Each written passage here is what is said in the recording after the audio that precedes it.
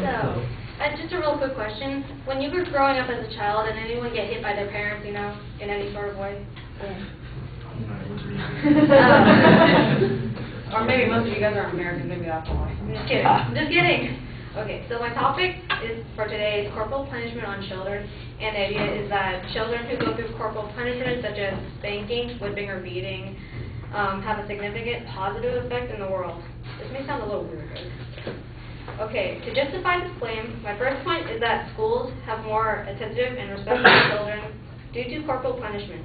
According to Dobson, an evangelical leader, he believes corporal punishment, or in his case is paddling, is effective when used in elementary schools. Dobson is one of the influential leaders in Focus on Family groups, and through his advice, many families, including him, have stopped the ban on paddling in schools because it is effective. How? Well, the principal and superintendent of a school in Alpine, Texas, have said that most parents like paddling because it takes care of the punishment. It gets the kids back in class, it doesn't disrupt instructions, and it's like the quick and dirty way of dealing with discipline problems. Although the method seems dirty, the pros seem to have more points over the cons in this situation, so that's why they consider that. Now, the second justification that I have found is advocates of corporal punishment believe spanking is effective in teaching a child as they grow up. Why? Because, number one, those who are Christian or Catholic may believe it is necessary to spank their children. Number two, some parents feel that at a certain age, the only way to prevent a child from performing a negative behavior or act is to spank them, so the child realizes what they did was wrong or unacceptable. And number three, advocates of corporal punishment may argue that their children are more behaved than those children whose parents don't believe in spanking.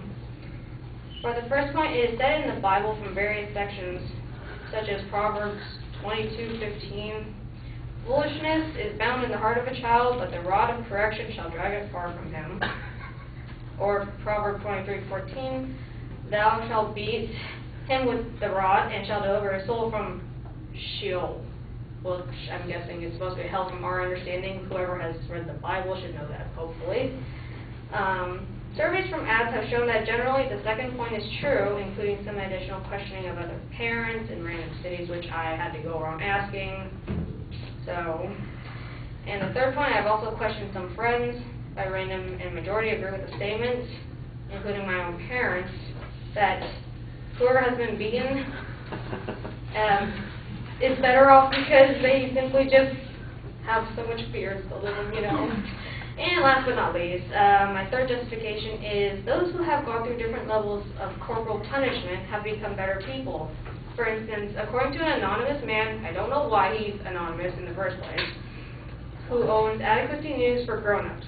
His experience as a child included corporal punishment, but he grew up to become a better person, and now questions whether experts are wrong in thinking corporal punishment is evil and unacceptable. This man had 3 different levels of corporal punishment, such as being physically hit by a hand or a belt or fireplace poker, which is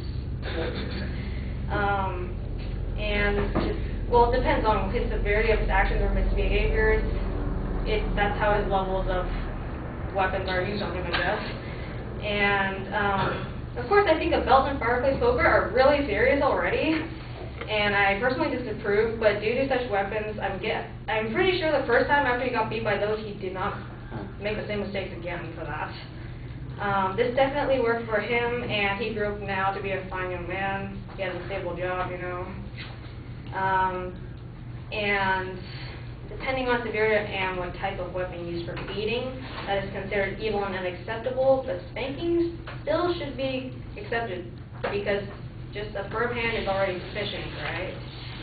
My IG teacher also testified to this because she has 2 young children of her own, and she will not resort to hitting her children at any point unless it's like, you know, really, really necessary. Words can only help so much. And then, even though this isn't very good to apply to myself, I have gone through different levels of punishment, and I just think even threats just work on me now. So, you don't want to get hit by anything, seriously. And since I've gotten a lot of fear instilled in my subconsciousness right now, even though my parents stopped hitting me since I was at a very young age. I still will follow every direction. I don't care what it is, I'll just do it. But since I have done that right, I've grown up to be a much better person. I have not ever disappointed my parents after a long time. And yes, Asian families, whatever. And,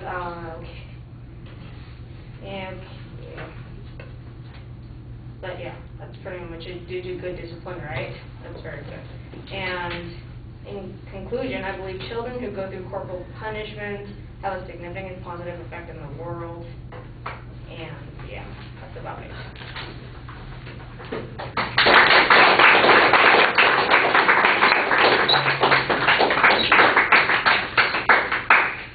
I would have said more about Russell Peters if I had the chance.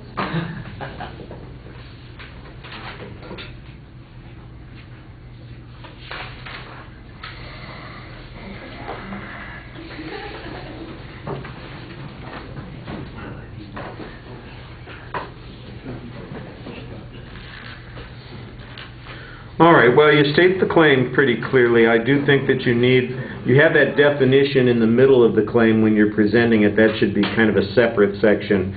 There's not really much of a setup of what the structure is going to be, so there's not a preview per se. But you do signpost the secondary claims as you get to them, and that's a little bit clearer. The explanation of the process and the internal signposting is okay. And you've got some nice personal examples that you share with us to kind of build some credibility issues here. Your proof, I think, is a little bit problematic. It's, we've got an anonymous example, we've got random people being surveyed, we've got an IG teacher, a school superintendent, and an evangelist. So I think you need to find a variety of data that is a little bit more convincing, because I don't think that enhances the credibility of the argument very much. I think you'll find a lot of people might believe something, but we were talking about this the other day. Just because a lot of people accept something as being true doesn't necessarily make it true. And so the notion that kids learn better through fear or they are more cooperative, I think is a little bit sketchy based on the evidence that you've got.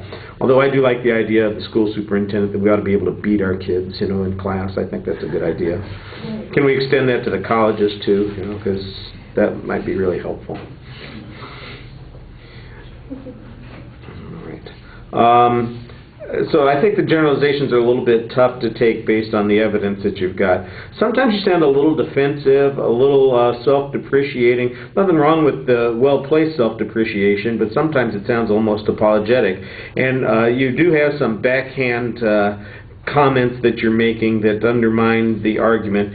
And for instance, you end a lot of your arguments, and yeah, like, you're not convinced yourself either, but I'm just going to go on with the next point. And yeah, okay, I'll go on to the next point. And I think that undermines your argument as well. All right, thank you.